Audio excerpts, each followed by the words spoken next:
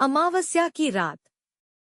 अमावस्या की काली रात अच्छाई और बुराई दोनों के लिए एक अवसर होती है, जिसमें कई लोग साधनाएं करके अपनी इच्छा अनुरूप शक्तियां प्राप्त करते हैं। ऐसे ही एक भयानक अमावस्या की रात, एक औरत घने जंगल के बीच घोर साधना में लगी हुई थी।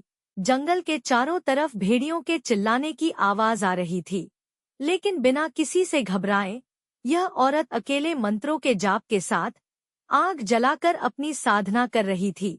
जैसे जैसे समय बीतता जाता है, औरत उग्र होती जाती है। वह अपनी जगह से ऊपर उठने लगती है। उसके सामने की आग उसके साथ ही ऊपर उठती जा रही थी और देखते देखते आग की लपटें आसमान को छूने लगती हैं और वह औरत जमीन पर नीचे गिर जाती है और कुछ ही पलों में उठकर खड़ी हो जाती है। अमावस्या की काली रात के प्रभाव की वजह से उसने रूहानी शक्तियां प्राप्त कर ली थी और अब वह तैयार थी अपना प्रतिशोध लेने के लिए। दरअसल ममता 6 माह पहले शादी करके गांव से शहर आई थी। वह अपने पति के साथ एक किराए के मकान में रहती थी।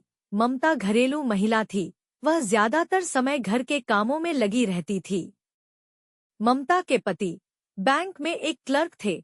उनका नाम सुरेश था और सुरेश के बॉस उसे उसके काम की वजह से बहुत पसंद करते थे। सुरेश एक अच्छा कर्मचारी था। वह पूरी जिम्मेदारी से अपने साथ साथ अपने सहकर्मियों का भी काम करवा दिया करता था। उसका स्वभाव बहुत ही संकोची था, इसलिए वह किसी को भी मना करने में हिचकता था। एक दिन उसके बॉस उसे अपने चैम्बर में बुलाते हैं और कहते हैं कि तुम्हारी नई नई शादी हुई है और तुम कहीं बाहर नहीं गए हो, जाओ अपने परिवार के साथ थोड़ा समय बिताओ। सुरेश को अपने बॉस की बात से खुशी होती है और वह मुस्कुराते हुए कहता है, जी बॉस, अगले महीने अपनी पत्नी के साथ कहीं बाहर जाने का सोच रहा हूँ।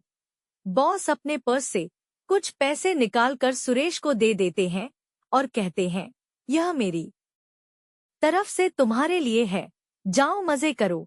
सुरेश पैसे लेकर घर आ जाता है। घर में ममता उसके लिए खाने की तैयारी कर रही होती है। सुरेश ममता को बताता है कि बॉस ने बाहर घूमने की इजाजत दे दी है, हम अगले हफ्ते ही चलते हैं। दोनों बाहर जाने के लिए काफी उत्साहित होते हैं। सुरेश के मोबाइल में अचानक बॉस का फोन आता है और वह कहते हैं, मैंने तुम्हारे घूमने के लिए एक कार बुक की है जो तुम्हें अच्छे से सारी जगह घुमाएगी। सुरेश अपने बॉस को धन्यवाद देता है और कहता है, बॉस आप क्यों परेशान हो रहे हैं, हम खुद ट्रेन से चले जाते हैं। लेकिन बॉस की जिद करने पर सुरेश उनका ऑफर मान लेता है। ममता सुरेश से कहती है कि हमें कुछ सामान लेना होगा, चलो आज बाजार चलते हैं। अगले 2 दिनों में इन्हें निकलना है, इसलिए सुरेश बाजार जाने को तैयार हो जाता है। सुरेश और ममता बाजार जाकर अपने पसंद के कपड़े और कुछ खाने पीने की वस्तुएं खरीदते हैं। वह अपने सफर के लिए तैयार हो जाते हैं। बॉस की भेजी हुई कार दरवाजे पर आकर समय से खड़ी हो जाती है। सुरेश कार की डिग्गी में सारा सामान जमाता है और दोनों कार में बैठकर निकल पड़ते हैं अपने रोमांचक लम्हों की ओर। खूबसूरत वादियों का मजा लेते हुए सुरेश और ममता गाने गुनगुना रहे थे। ड्राइवर गाड़ी चला रहा था। अचानक ड्राइवर गाड़ी का दरवाजा खोलकर बाहर कूद जाता है और गाड़ी का संतुलन बिगड़ जाता है, जिससे गाड़ी पहाड़ी से नीचे जंगली रास्ते की तरफ मुड़ जाती है और तेजी से जाकर एक पेड़ से लटक जाती है। ममता और सुरेश जोर जोर से मदद के लिए चिल्लाने लगते हैं। तभी सड़क के ऊपर एक कार आकर रुकती है, लेकिन इनकी कार रोड से थोड़ा नीचे एक पेड़ के सहारे लटकी होती है। कार की आवाज सुनने से दोनों को लगता है कि अब शायद यह बच जाएंगे। तभी ऊपर से एक व्यक्ति बड़ी सी लकड़ी लेकर इनकी कार को जोर जोर से धक्का देने लगता है। ममता और सुरेश को कुछ समझ नहीं आता कि यह इन्हें बचाना चाहते हैं या मारना। अचानक सुरेश की नजर अपने बॉस पर पड़ती है, जो कि रोड के किनारे खड़े होकर सिगरेट पी रहा होता है। सुरेश जोर से आवाज लगाता है, बॉस हमें बचाइए।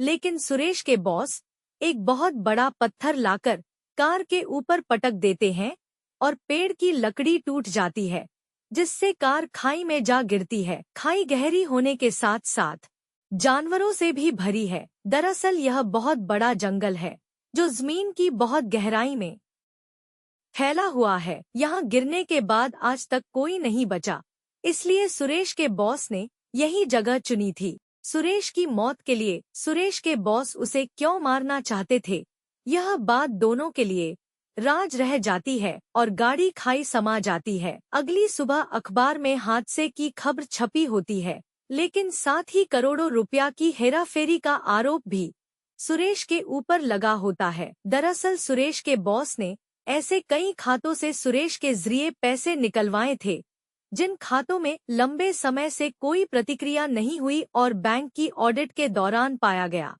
कि सुरेश के सिग्नेचर की मदद से यह काम हुआ है। लेकिन अब सुरेश दुनिया में ही नहीं है।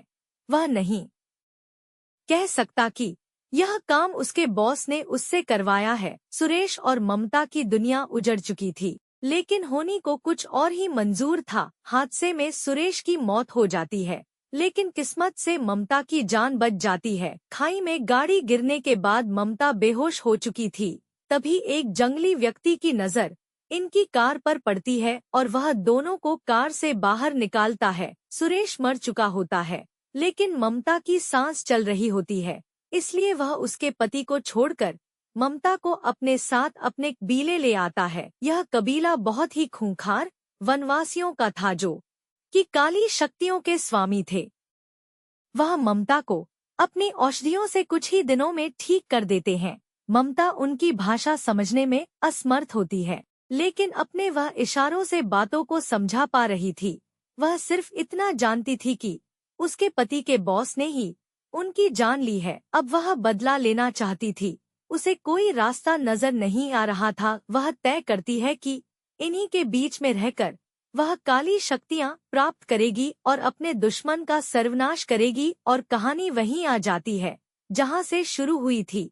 ममता घने जंगलों में काली शक्तियां प्राप्त कर चुकी थी और अब वह इतनी ताकतवर थी कि पलक झपकते ही वह किसी भी स्थान में पहुंच सकती थी।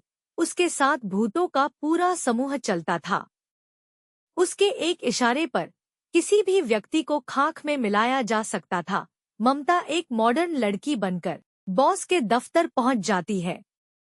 दरअसल ममता को सुरेश के बॉस ने कभी नहीं देखा था, इसलिए वह उसे पहचान नहीं पाते। लेकिन अब वह कोई साधारण लड़की नहीं, बल्कि काली शक्तियों की महारानी थी।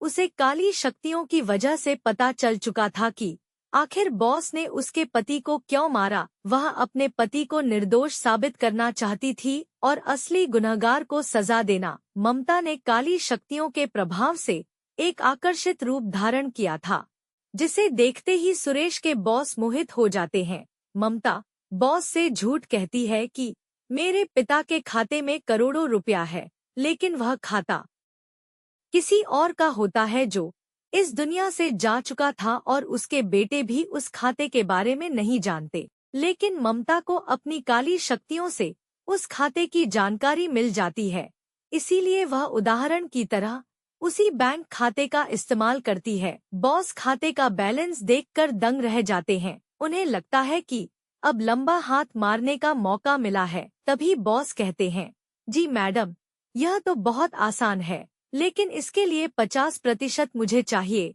ममता तुरंत हाँ कर देती है। तभी वह अपने एक क्लर्क को बुलाते हैं और कहते हैं कि जाओ मैडम के खाते से पैसे निकालने की प्रक्रिया पूरी करो। क्लर्क बैंक में नया था, उसे बॉस की काली करतूत नहीं पता कि बॉस कैसे निर्दोष कर्मचारियों को गैरकानूनी तरीके से पैसे कमाने के लिए इस्तेमाल करके उन्हें जुर्म में फंसाता है।